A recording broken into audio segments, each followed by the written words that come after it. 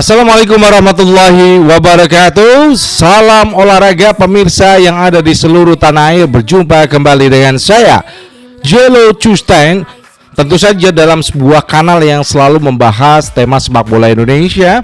Nah, kali ini kita masih seputar rumor tentang pelatih timnas Indonesia, di mana saat ini John Herdman yang lagi naik karena memang unggahan sebuah media yang mengatakan Indonesia lebih tertarik sama John Herdman Honduras, di mana itu diberitakan dan itu menjadi buah bibir di Indonesia terkait bagaimana pengambilan keputusan terhadap seorang pelatih yang tentu saja merupakan bentuk vital dari struktur organisasi dalam sepak bola Indonesia, PSSI senior ya, timnas senior. Nah, ini kan cukup menarik. Namun sebelumnya berikan like dan subscribe pada channel ini untuk mendukung kita menuju 100.000 subscribers.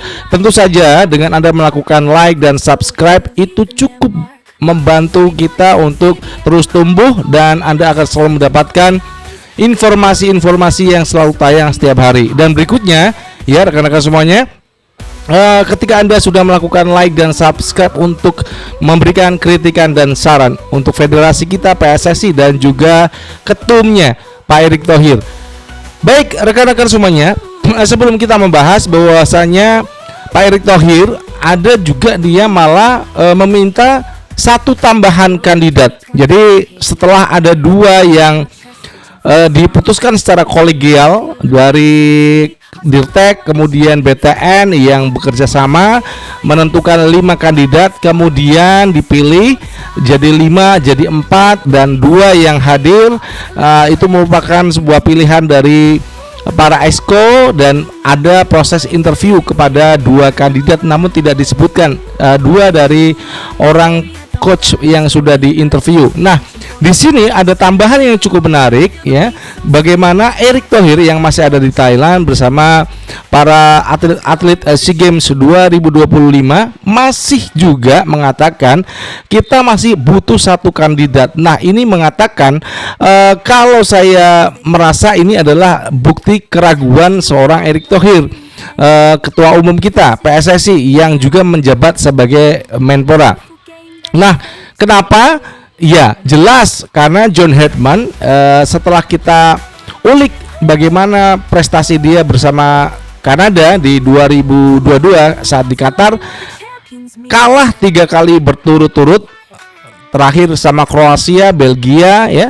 Ini dia kalah 3 kali pertandingan dan harus tersingkir secara tragis di Qatar dengan 3 kali torehan, 3 kali kekalahan. Nah, yang cukup mengesankan, bukan mengesankan, cukup memalukan buat saya adalah bagaimana dia malah berkata kasar sebelum pertandingan lawan Kroasia. Akhirnya Kanada dibabat habis 1-4 oleh Kroasia.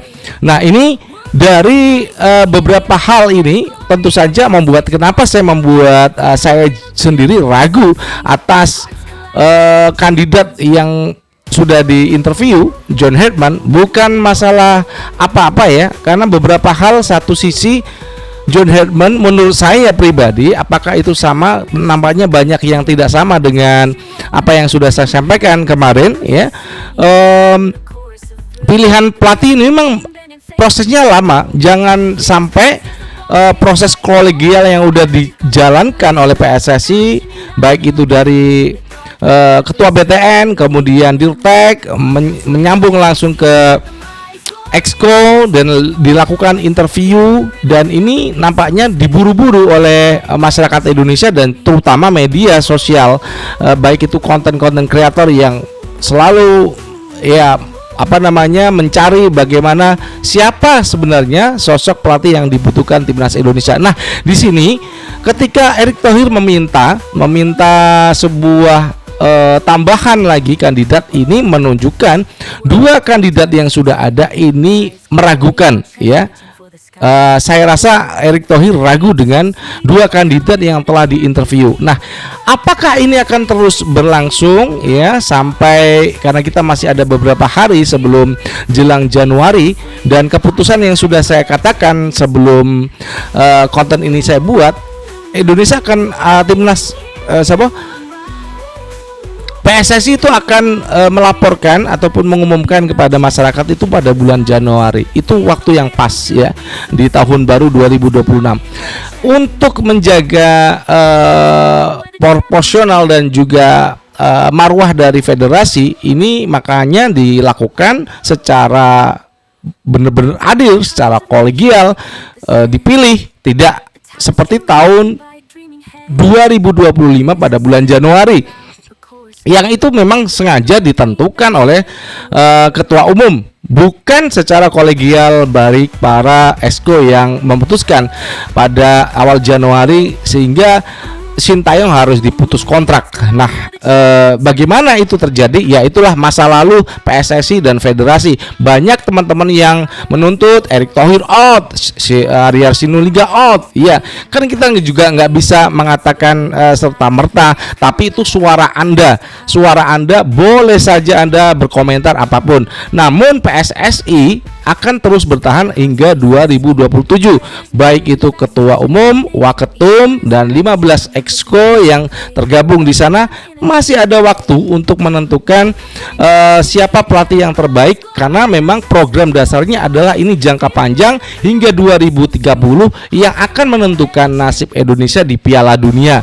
Apakah pelatih baru nanti bisa benar-benar menyampaikan program kerjanya kepada para exco ini dengan secara baik dalam program yang cukup panjang 2030 harus lolos Piala Dunia, dan tidak hanya lolos namun bisa menampilkan permainan yang cukup baik, karena pemain-pemain kita yang sudah ada di luar, baik itu Kevin Dix, kemudian juga Emil Audero dan lain sebagainya, cukup menanti kehadiran ataupun pengumuman dari PSSI siapa kira-kira yang nanti akan menjadi nahkoda mereka. Nah, ini cukup menarik bagaimana dua nama yang sudah ada, namun Erick Thohir masih menginginkan satu kandidat lagi.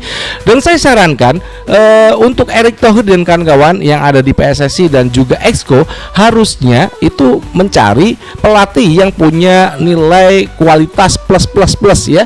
Maksudnya begini, kalau timnas Indonesia dilatih sekelas misal John Herdman, ya itu saya rasa pribadi tidak akan mendapatkan apa-apa nantinya. Bukan saya pesimis, tidak. Ini kan saya, mungkin Anda juga berbeda. Silakan nanti tuliskan di link kolom komentar Anda. Kalau memilih misal John Herdman, ya akan sama seperti Kanada, hanya lolos, misal pun itu bisa lolos sampai Piala Dunia, hanya lolos saja, tidak bisa mendapatkan hasil apapun.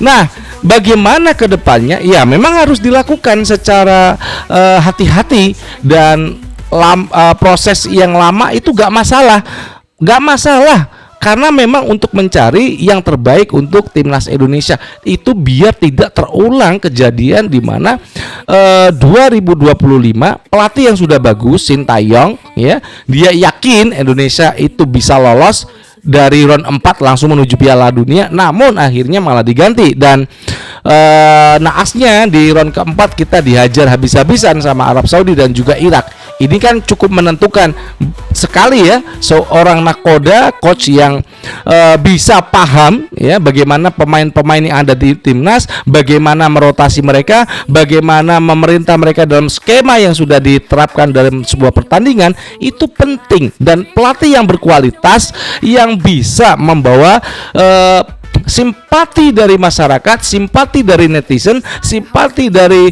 jutaan penggemar dari timnas Indonesia untuk kembali bergema menggelorakan merah putih setiap pertandingan, selalu bergelora, yaitu memang dengan mendatangkan coach yang punya nama besar, yang punya kualitas, yang punya banyak strategi, sehingga menjanjikan permainan yang cukup menarik, permainan yang atraktif, permainan yang tidak monoton, selalu mendapatkan raihan positif setiap pertandingan.